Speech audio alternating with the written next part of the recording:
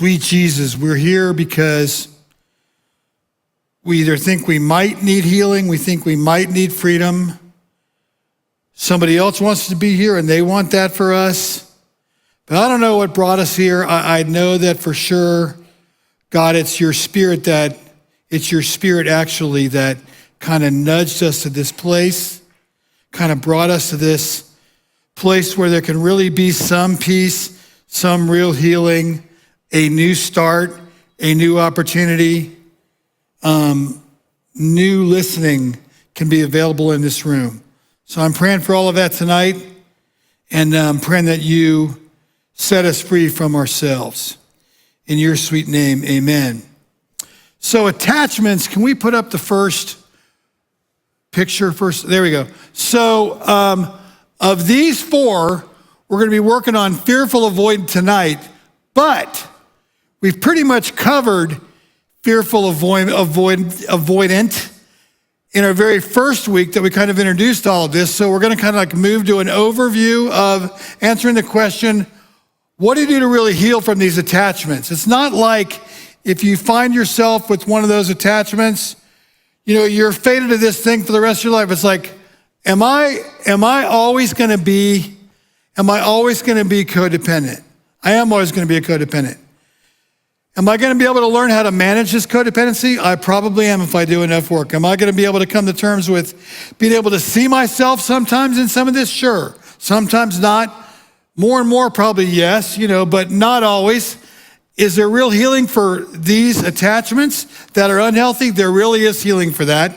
But I think we're always going to live with the possibility of kind of a retraction when things get difficult and challenging.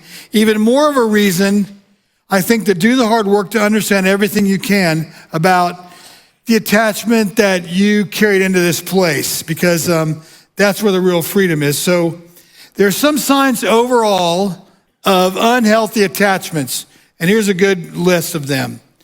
Maybe I find myself constantly oversharing. I go to dinner and I really don't know somebody very well, and I just kind of like spill everything about myself because somehow I, just think that's the okay thing to do. And so when that happens over and over and over again, probably there's an attachment issue going on somewhere. Oversharing,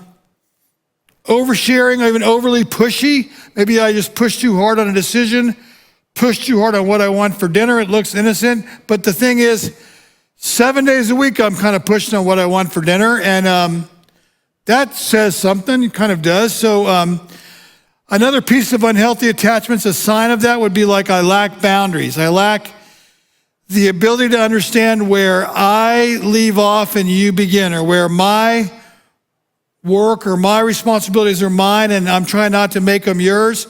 Those boundaries, in a lot of cases with attachment issues, don't really exist or not very clearly. Maybe I'm completely immersing myself or submersing myself in somebody else's life.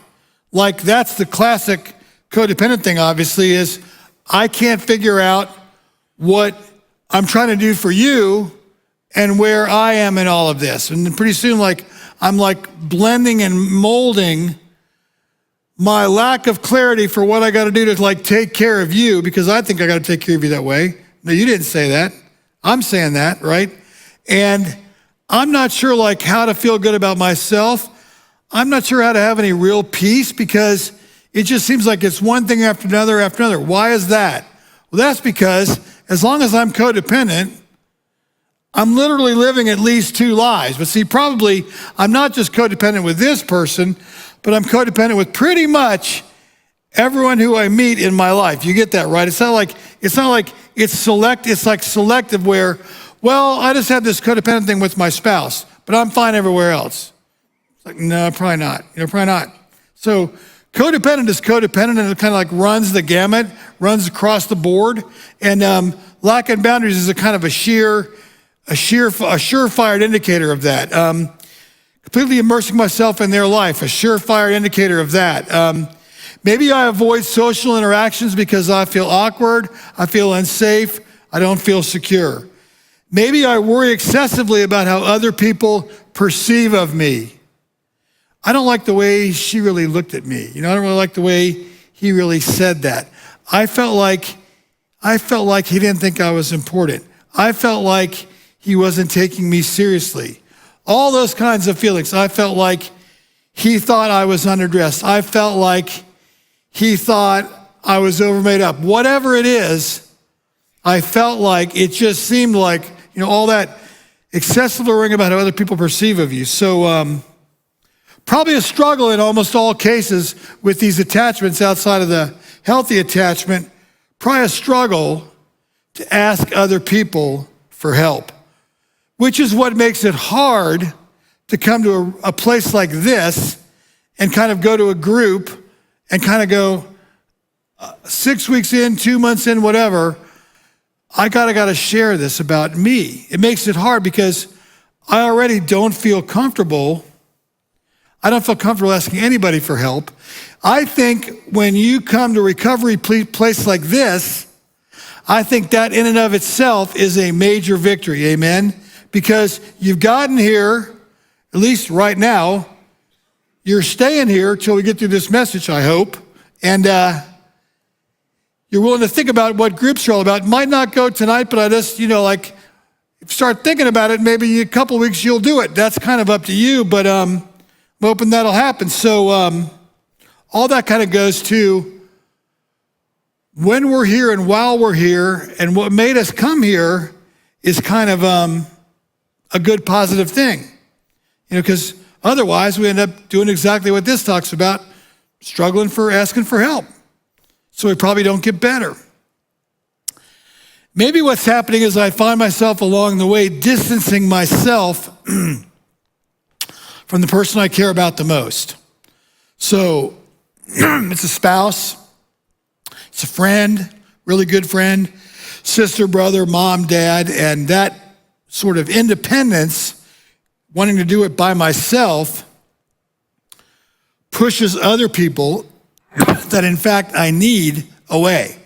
Like, I might not be totally aware I'm doing that, but there's got to be some piece inside of me that is aware that that's the outcome. So all those are kind of indicators of unhealthy attachments. We talk about how to heal from these attachments, how to heal from attachments that are generally, for us, unhealthy, how to heal from attachments that are binding us in one way or another. Number one, it's helpful to recognize the role that you have in maintaining that current attachment. Highly likely that your current attachment style is not something that you created, that you fabricated, that you conjured up, that was your decision solely, that you sort of made a complete, absolute, independent choice to get involved in. Also true that we can make a choice to go to work on our attachment style. We can make a choice to kind of begin to discover what is driving that attachment style. We can make a choice to discover the history that becomes a part of how I got to this attachment level. We can do all of that. That's called recognizing the role of our attachment style. Second thing we can do is we can practice, hard for a lot of us because, again, I don't really necessarily want to ask anybody for help, practice communicating our feelings. How do I practice communicating my feelings? Well, I communicate my feelings. You're like, it's awkward. I'm like, I know it's going to be awkward. I don't like doing it. I get that. Get it. Know it. Because, if you're codependent, anybody becomes more important than me. That's just kind of the natural state of things, right? A natural codependent state, everybody in my life becomes more important than me. I sublimate the way I feel. I sublimate the way what my needs are in lieu of yours. That's what I'm trying to do. And in my world, as a codependent, that was, my understanding of that was incredibly loving. What have I learned? I have learned that it might have been incredibly loving to a lot of other people because they were all benefiting from that. What I also learned, though, was that it wasn't me that was loving me. Like I have learned along the way that I did a first-class, terrible job of basically learning how to love myself, accept myself, take care of myself, honor myself the way that God was currently honoring me. Like I went through 6, 7, 8 years of having no idea what any of that I'm talking about was really about. Didn't know it, didn't understand it, couldn't really come to terms with that. So the way you communicate your feelings, sometimes maybe you just gotta have one person you can talk to about stuff, anything, whatever. One person is better than none. For me, it was like a whole lot of none, a whole lot of years of none. Practice communicating your feelings. 3, take personal space and personal time when you need it for yourself. Again, if you're codependent, you're like, God, I can't imagine, like, how could I possibly do that? Take personal space and personal time when you need it. Here's one of the hardest things to do. Do you know what a personal critic is? Do you know what your personal critic is? Your personal critic is the piece inside of you, the part inside of you, the voice inside of you that is saying, you're never going to do this well. She's never going to trust you. He's never going to believe you. Your parents are never going to think you're worth anything. They're never going to accept you in any way as being a success. They're always going to think you're a failure.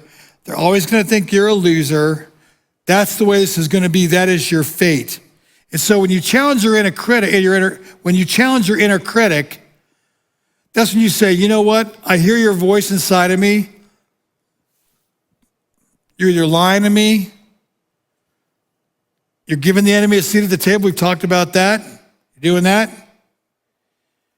You're making it so that I cannot take myself seriously. You're making it definitely, the inner critic is definitely making it so that I cannot successfully love myself. Because my inner critic was telling me all the time, 7 days a week, 24 hours a day, you're not doing enough, you're not doing enough for your kids, you're not doing enough for your wife, you're not doing enough to take care of them, you're not doing enough to like help them to a place of being safe, you're not doing enough, not doing enough, not doing enough, not doing enough, not doing enough. And the way you challenge the inner critic is, you fight back. You say, that is not true. I am doing more than enough. I'm doing what's responsible and reasonable for me, but I'm also taking into account how to take myself seriously. That is what I did not understand how to do.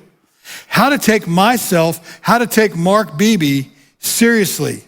If only for 10 minutes a day. It started off about like that, 8-10 minutes a day. I had to sit there and discipline myself, write things down. What are 3 things I can do for myself today that are going to be good for me? That might sound stupid, but that is what I did. It was excruciatingly difficult just to get those 3 things on paper. It was important though, because that challenged the inner critic that said, do more for her, do more for him, do more for them, do more, do more, do more, do more, do more. The thing is, the inner critic had one objective, just like the enemy. What is the objective of the inner critic and the enemy? Well, it's seek and destroy. Who are we seeking and destroying? Well, that would be me. That's how that goes. Challenge your inner critic. Practice open communication with at least this one person, and take time to think about your needs. Your needs. How tough is that when you start off from a completely different place of going, I'm worried about him, I'm worried about her, worried about them, worried. How hard is it to take a breath and go, for the next 30 minutes, I'm going to watch this TV show. For the next 30 minutes, I'm going to have a Coke or whatever. For the next 30 minutes, I'm going to relax. For the next 30 minutes, just 30 minutes, even though I think it might kill me, I'm going to go out and sit on the screen porch and think about nothing. How do you think about your needs? How do you talk about your needs? How do you say to somebody, thank you so much for the invitation. I really do want to come. This is going to be probably a hard night, but I want to come. Maybe I can't stay for more than an hour, but I think I'll try to come for an hour. Next thing is maybe try having a legitimate, not 2 sessions, having a legitimate relationship with a therapist who can kind of help you to be a guide to heal and to kind of like get to a place of, in this case, taking yourself seriously, maybe taking other people seriously. Therapy can really help you to uncover a lot of things that you're probably currently not seeing about you. And all those things that it's going to uncover are going to be important. I mean, they just are. So how do you deal with unhealthy attachments in relationships? How do you do that? Well, if you have unhealthy attachments, some of the summaries of all of them are like you probably have a negative sense of yourself. Probably don't have good feelings about you. Probably don't feel sure of yourself. Probably don't feel complete. Might not feel honest. Probably don't feel like you have it all together.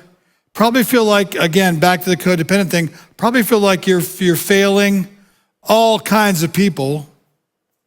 Probably vastly exaggerated, but probably the way you feel. Negative sense of self. Second, you're probably experiencing emotional dysregulation, meaning you're not sure what's going to happen next, but you're kind of convinced it's going to be chaotic. And when it's chaotic, when the circumstance becomes chaotic, what do? Well, you just become more chaotic. That's what you do. That's a piece of that. And so the third piece of dealing with unhealthy attachments in relationships is that I have this deep, back to the codependent thing, I have this deep dependency on other people. I need other people to fulfill me. I need other people to validate me, tell me I'm doing okay. I need other people to look out for me. I need other people to basically take care of me, even when I'm looking at the stuff in front of the person in front of me, and I'm like, he or she can't really take care of themselves very well. How in the world would they take care of me? That's kind of an unanswered question. Unhealthy attachments also take me to something that I would call like impulsivity and self-sabotage. Here's what it means. Impulsivity can also be a response to attachment trauma. So I have a trauma in my life, some major event, some hurtful event, some deal that I thought of my life as a child or adolescent, whatever, that was just like swallow me up. Well, that thing's overwhelming me. And so what it does is it might cause me to engage in kind of impulsive behaviors, might cause me to cope with overwhelming emotions or seek distraction from the pain. What does that sound like? Sounds a lot like substance abuse.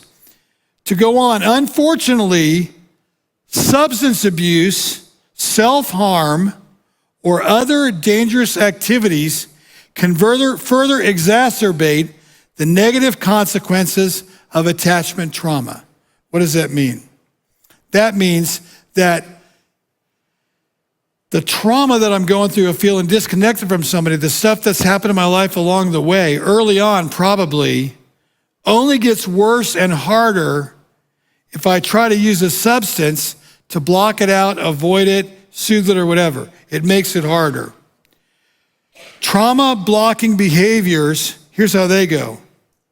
Our minds, our brains, often use techniques that act as distractions from the distress that we feel inside of ourselves. That's what's happening. Trauma blocking responses like disassociation, I don't really feel like I'm connected to my emotions or myself, emotional numbing, avoidance coping, and overworking provide some short-term relief from the psychological discomfort that exists from this attachment trauma. But notice, short-term relief, short-term opportunities for soothing, short-term. Does what is happening inside of me actually get solved? No. Do I kind of stay on the run with this kind of technique? I kind of do. Am I willing to talk to anybody about it? No. Am I hoping that somehow, some kind of a way, it's just going to go away? I probably am. Behaviors like these are often used in childhood to cope with attachment trauma as it happens and can persist into adulthood in all attachment styles. What happens to me as a child, what happens to me as an adolescent, what happens to me maybe as a young adult, has this influence over me probably that I'm not actually aware of. I'm not aware of why I feel this way. I'm not really necessarily aware of what I feel. I know I feel something that's odd and different. I feel controlled by something, but I'm not really sure what it is.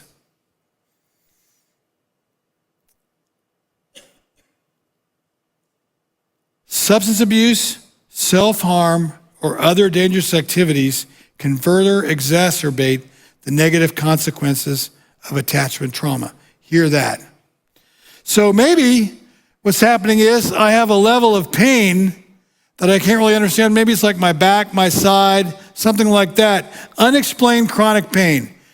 Chronic pain that has no medical explanation is often attributed to psychological distress and is technically called somatization.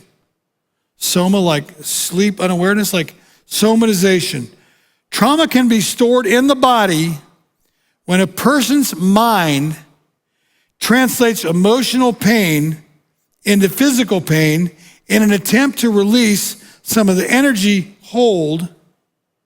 held from this internal distress. Does that make sense? So, my back hurts. My back hurts every day, let's say. It starts bugging me early in the morning. It bugs me when I'm driving, working, sitting at my chair, whatever, it's bugging me. And I can't seem to relieve it. I go to the doctor. Doctor goes, I can't find anything wrong. Doctor gives me some medicine.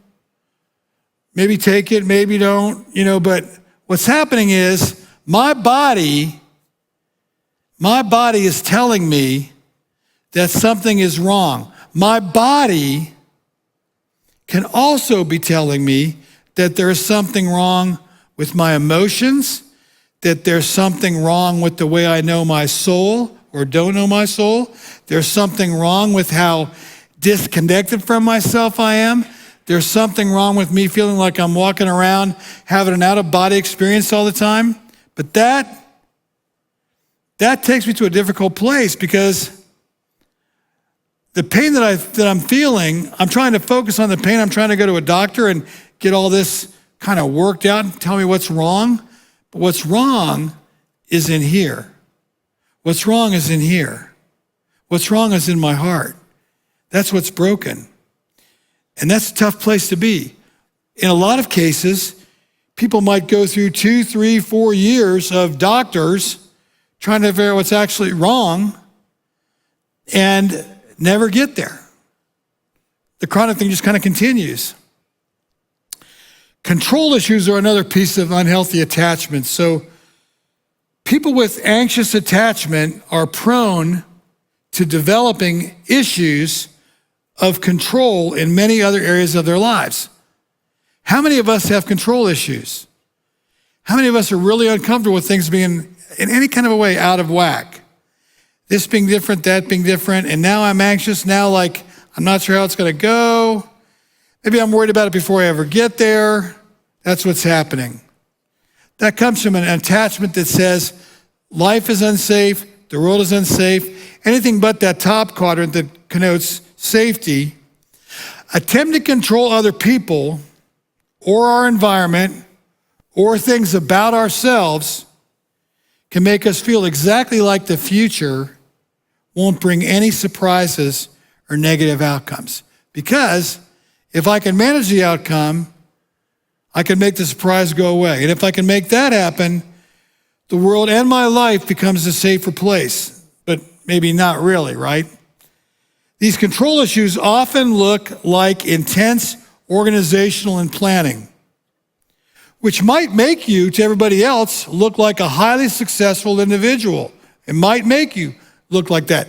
You might become a tremendous employee, but you're actually terrified inside every day.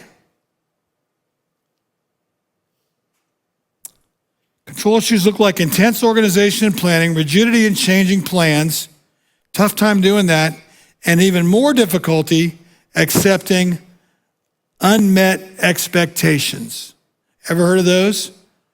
Unmet expectations. So, what is your attachment style? So I put this slide up. You can copy that bottom line down, or I can send it to you or whatever. You can look at it online, whatever, tomorrow. That particular website is a great website to go to give you a pretty good view of what your current active attachment style is. That's a good quiz to go look at, and then no one's going to know the results or whatever, so no one's going to read them or any of that, but that's a great place to go. And I'm going to go back to one thing I talked about earlier. Take all this attachment conversation into account, and what does it tell us? It tells me that our greatest insecurity, whether we're aware of it or not, is always going to be having to do with our relationship with God. I think it is. And it's going to be God that can take us to that secure quadrant that we talked about. How is that? Well, that's because Jesus lives there. That's because that is his base camp. Everywhere he goes starts from there. Everywhere God goes, he starts from that base camp. It challenges several thoughts in us. First of all, I'm not worthy of God's love. I don't deserve God's love.